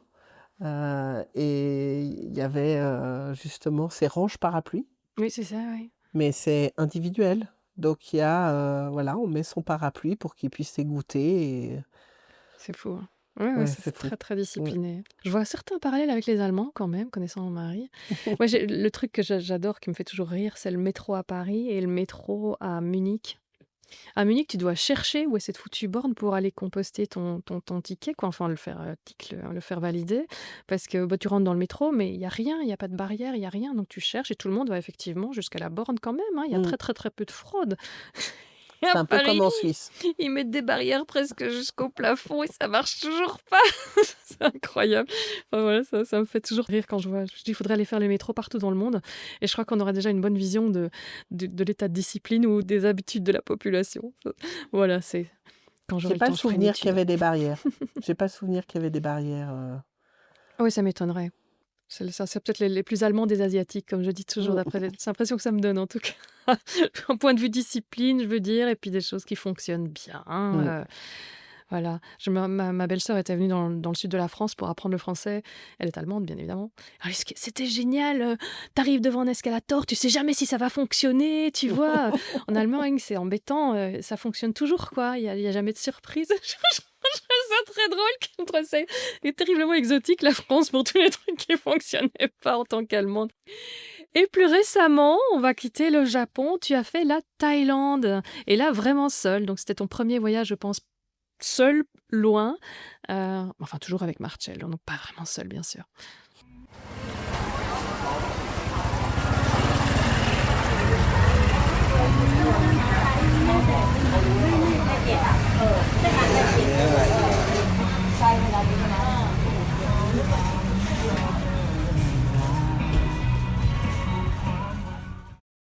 Ben, c'est ça. En fait, l'analyse que j'ai faite du Japon, c'est que je suis partie, c'est la maman de Jude qui m'a dit ça, mais t'es partie avec tes 2 boucliers. Et en fait, mon challenge était de partir loin et de partir avec mes 2 boucliers. Et donc, le challenge d'après, c'était de partir vraiment seule, loin, toujours avec Marcello, et j'avais entendu que la Thaïlande était très sécure pour voyager à vélo. Alors, tout le monde m'a dit, mais non, c'est dangereux, ils roulent n'importe comment.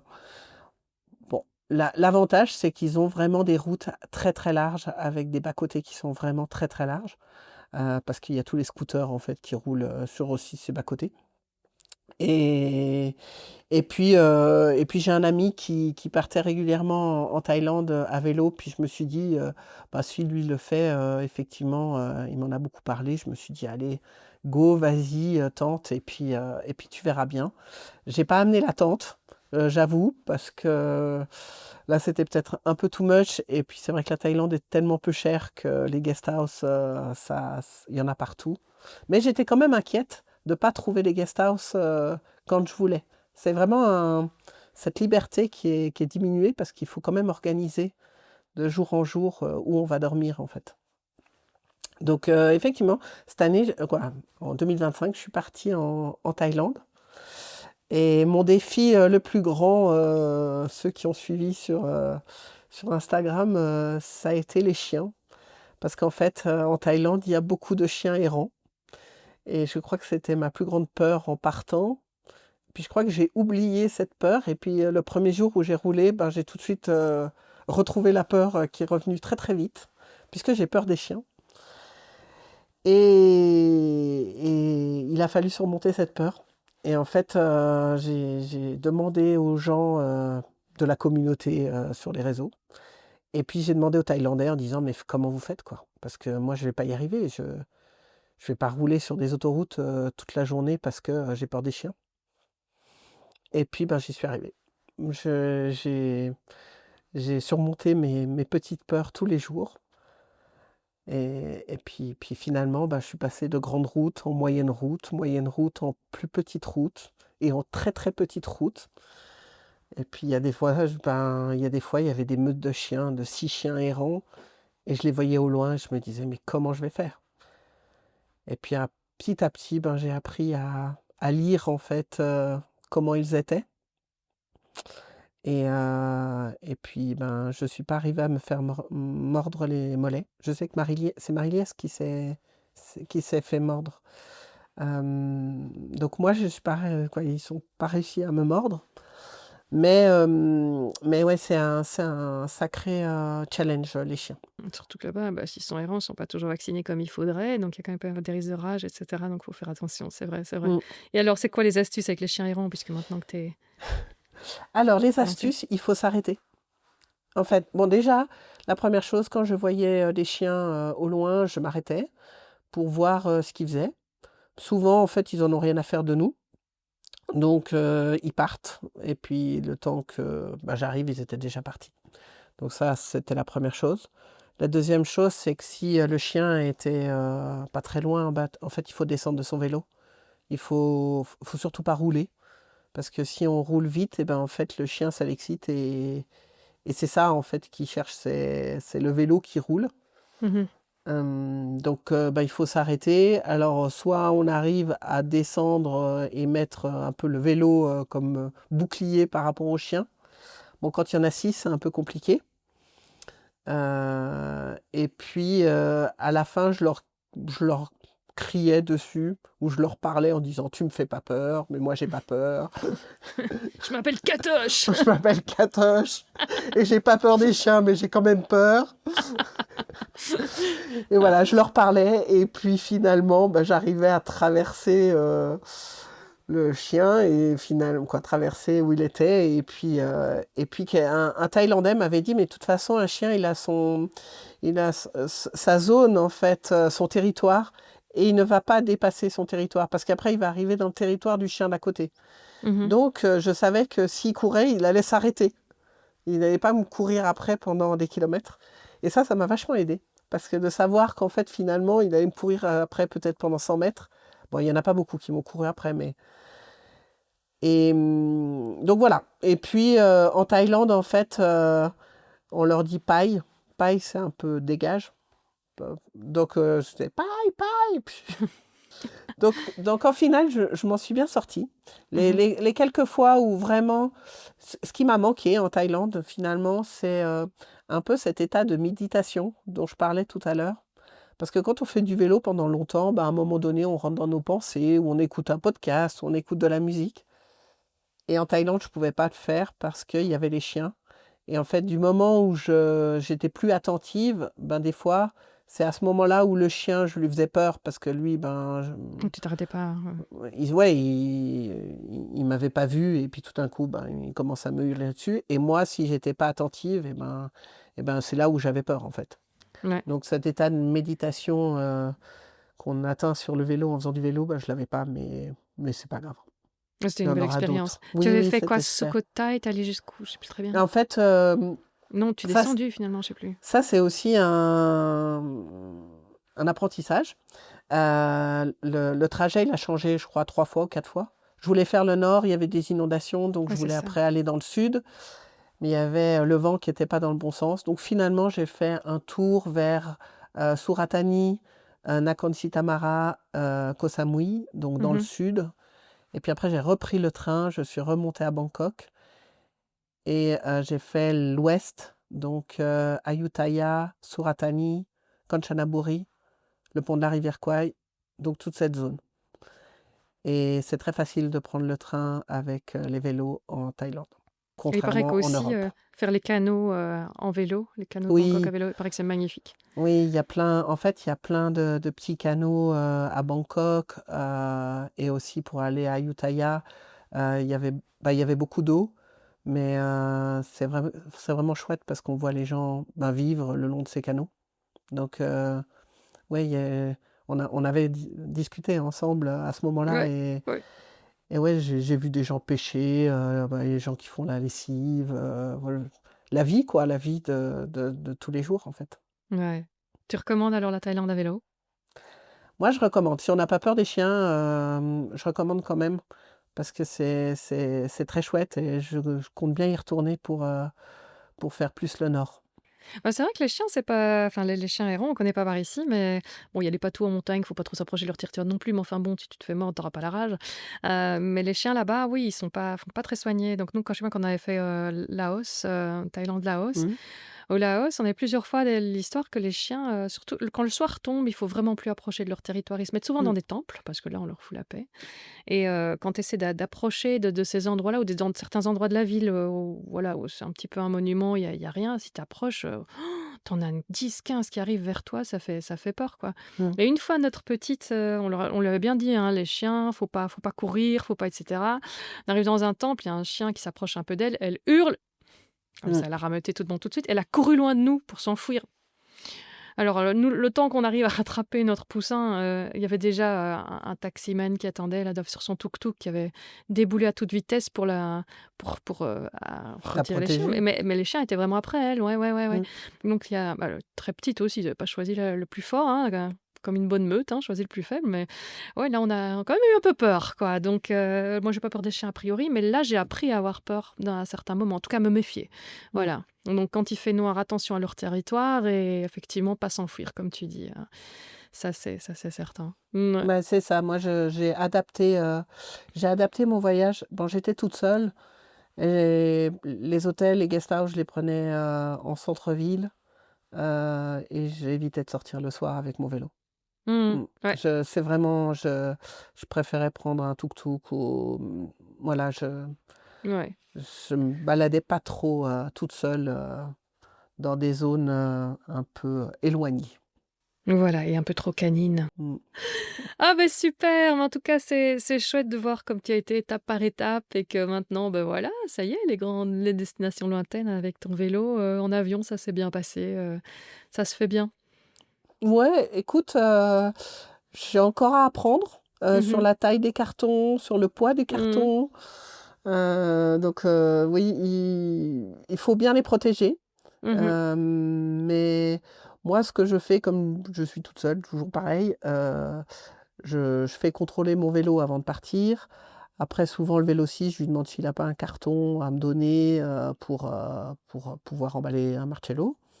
Après, ben, j'ai appris, hein, je me suis un peu renseignée comment faire et puis quand, il revient, quand je ramène le vélo, bah, quand on a ramené les vélos du Japon, ils étaient assez abîmés parce qu'on les avait pas assez bien emballés, donc on les a fait réviser.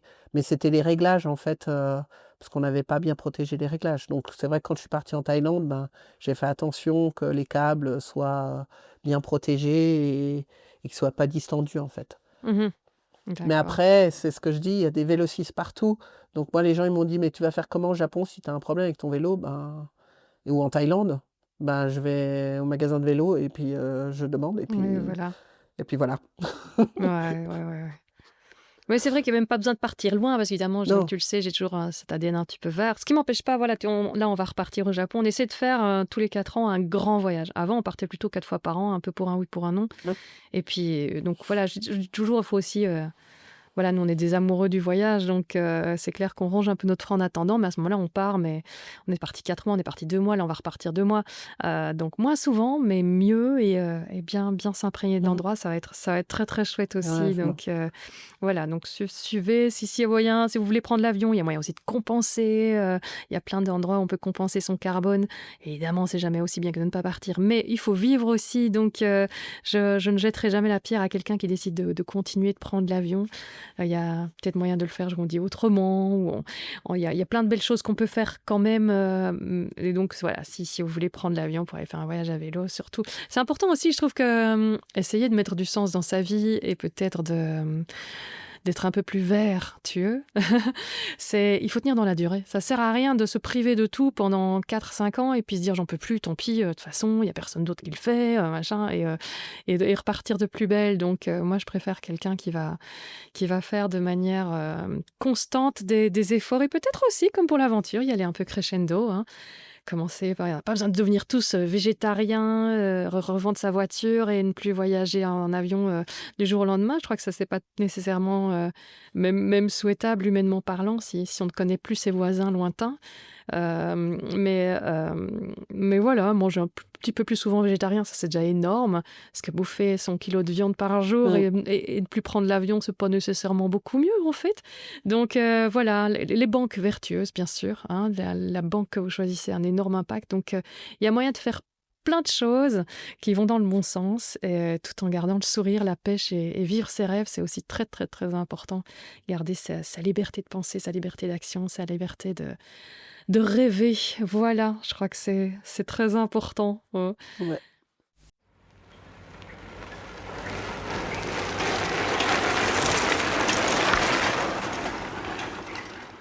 Bonjour Katoche, quel est le repas le plus bizarre que tu as mangé pendant tes voyages? Salut Valentine, merci pour ta question. Écoute, en fait, moi j'adore goûter des choses bizarres. Alors, pendant mes voyages, j'ai mangé des pâtes de poulet, par exemple, en Thaïlande, ou du snake fish, j'adore ça. Et puis, ce qui était un peu bizarre aussi, peut-être au Japon, c'était de manger du poisson fumé au petit déjeuner. Mais franchement, moi, je suis toujours friande de découvrir de nouvelles sensations culinaires. Alors, voilà, je continue à voyager pour découvrir plein de choses bizarres et des fois, je sais même pas ce que je mange, mais en général, c'est toujours bon. Bonjour Katoche, quel était ton pays préféré à vélo? Salut Amandine, merci beaucoup pour ta question. J'ai envie de te dire que mon pays préféré à vélo, c'est peut-être celui que je n'ai pas encore visité pour aller découvrir plein de nouveaux paysages et franchement, il y en a plein dans le monde, donc voilà. Mais plus sérieusement, on n'a pas besoin d'aller bien loin et j'ai adoré faire les châteaux de la Loire à vélo.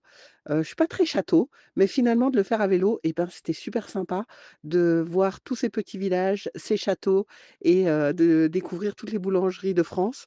Donc voilà, merci encore pour cette question et je me réjouis de te faire découvrir de nouveaux pays préféré ou pas, je suis sûre qu'il y a plein de belles choses à découvrir dans le monde.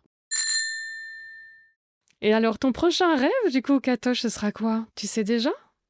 Mon prochain rêve, c'est le jour où j'arrêterai de travailler, de pouvoir avoir du temps et justement éviter de prendre l'avion et pouvoir se dire je fais un long voyage, comme Sophie Planck a fait quand elle a fait la traversée des Amériques.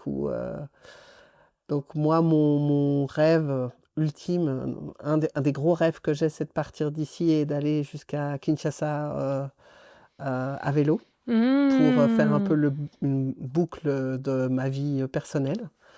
Donc il y a un sens dans ce voyage-là.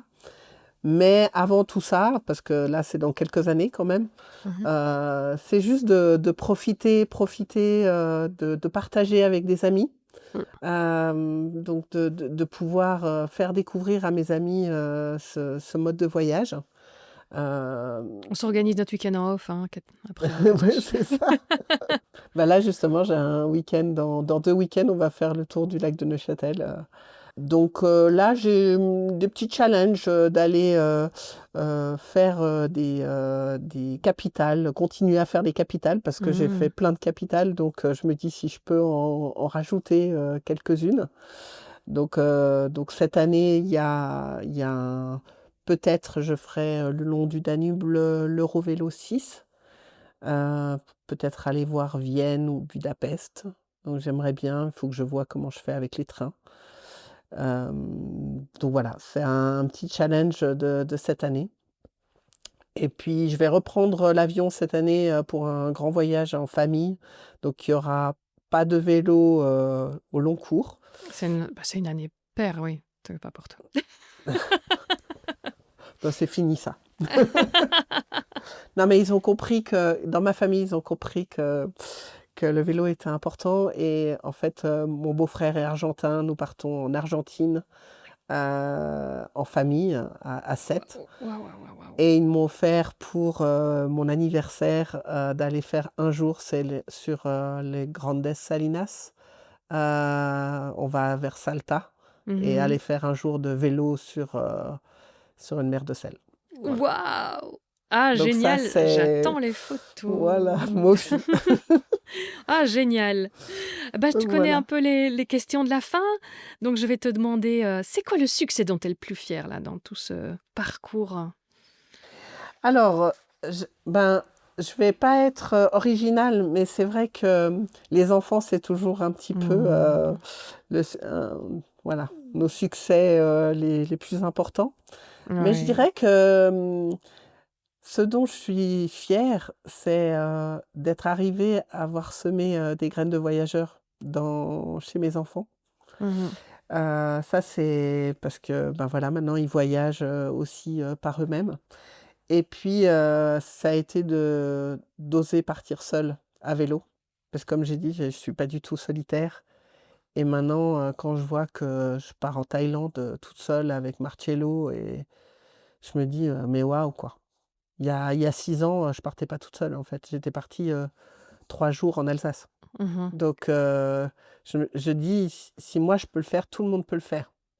Alors, il y a des gens, c'est le vélo, d'autres, c'est la marche, d'autres, c'est le train. Oui, il faut pas se Il y, en forcer à aimer le il vélo, y on en s'en a, c'est le fout. stop, Ouais. mais j'ai juste envie de dire, mais osez,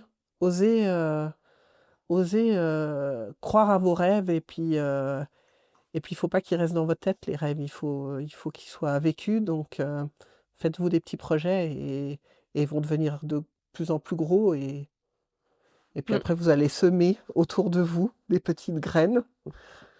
Et c'est aussi pour ça que je fais Instagram et pour ça que je fais Storylific et tout ça, parce que j'ai envie en fait que les gens osent.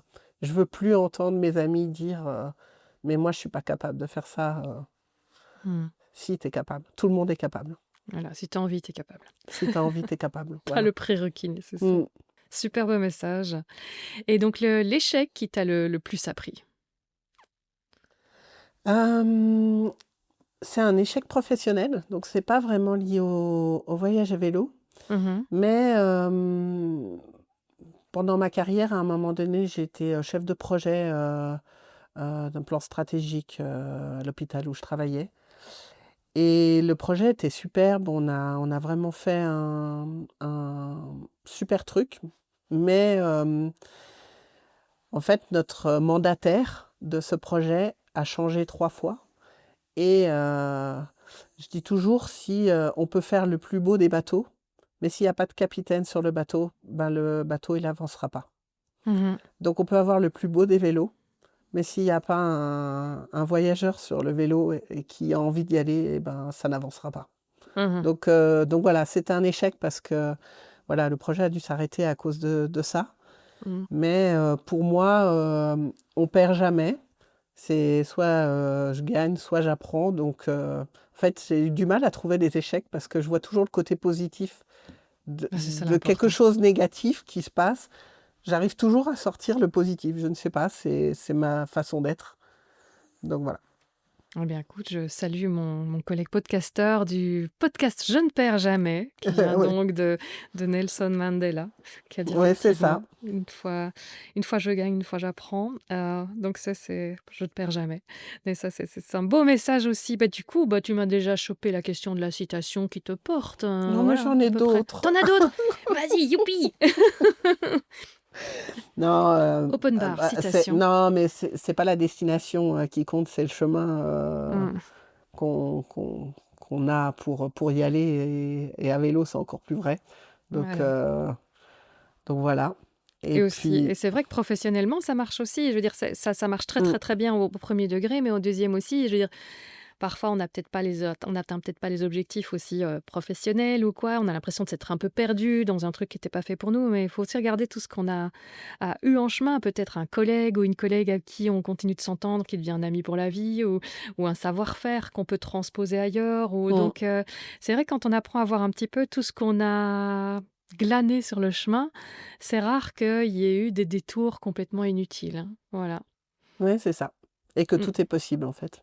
Il Yes. faut juste y croire et tout est possible. Il faut y aller, on n'a qu'une vie. Et voilà, allez-y. Prenez votre vélo ou prenez votre sac et allez dans le village d'à côté. Déjà, c'est un bon début. C'est un bon début. Tout simplement. Ah ben super. Donc pour ceux qui veulent te suivre, on l'aura compris, c'est Les Sacoches de Katoche sur Instagram. C'est ta plateforme de prédilection? Ouais, j'en ai qu'une. Ça, il y a Facebook, mais oui, j'ai que ça. Ah bah ça Et va, c'est puis déjà j'ai très un bien. Polar Step. Si, j'ai un Polar Step. Oui, que tu m'as partagé. Catherine Merci. Zimmerman, voilà, où il y a les voyages. Maintenant, je les ai rendus publics. Donc voilà. Et sur Komoot aussi, où il y a les trajets PX. Donc voilà. Merci, je remettrai tout ça dans les notes, bien évidemment, pour qu'on te retrouve facilement. Est-ce qu'on a parlé de tout ce qui te tenait à cœur? Ou est-ce qu'il y a une question que Oui, tu aurais voulu que je te pose, que je n'ai pas posée? non. Ça va? Ah Non, bah nickel. j'avais vraiment envie de transmettre en fait cette envie de voyager, d'oser. Il y a à tout âge. Il n'y a pas d'âge pour commencer. Voilà. On peut être enfant, suivre ses parents, et puis on peut être quelqu'un de plus âgé. Si vous avez envie, même à 70 ans ou 70 ans, allez-y, quoi. Vous n'allez pas vous abîmer à essayer. Et puis vous allez en sortir grandir, et pour toute votre vie, en fait. Pas que au niveau personnel, mais ça peut être aussi professionnel, comme tu disais, Anne B. Donc voilà, j'avais vraiment cette envie de transmettre, oser. Allez-y, Tout ce on que n'a vous qu'une vie. risquez, c'est d'avoir davantage confiance en vous et en la vie. Ça, c'est bien vrai. Ouais. Merci, Katoche, pour cette super chouette discussion dont je me réjouissais très sincèrement. Ben, merci à toi. Franchement, j'ai passé un vraiment super agréable moment. Moi Et aussi. j'espère qu'on continuera à discuter en off par rapport à nos voyages. Bah oui, voilà. Et nous avons un petit voyage à vélo à faire ensemble. Mais absolument, mais absolument. Bon, après le Japon, mais on trouvera un moment. On trouvera un moment, mais franchement. Merci, Bah, merci Katoche. beaucoup, hein.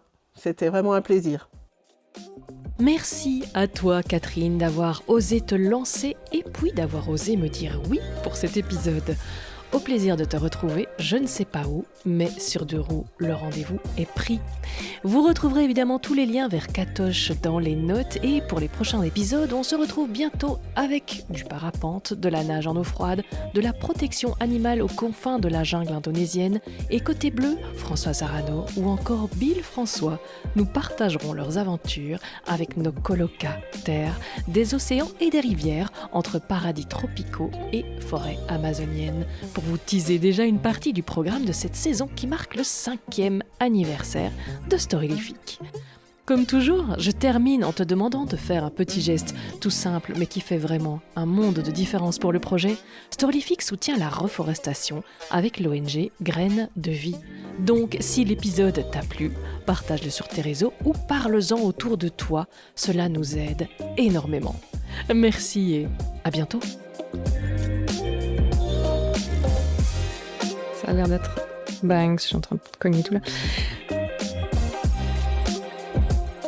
Et donc, tu m'as toujours pas dit pourquoi il s'appelait Marcello, Marcello.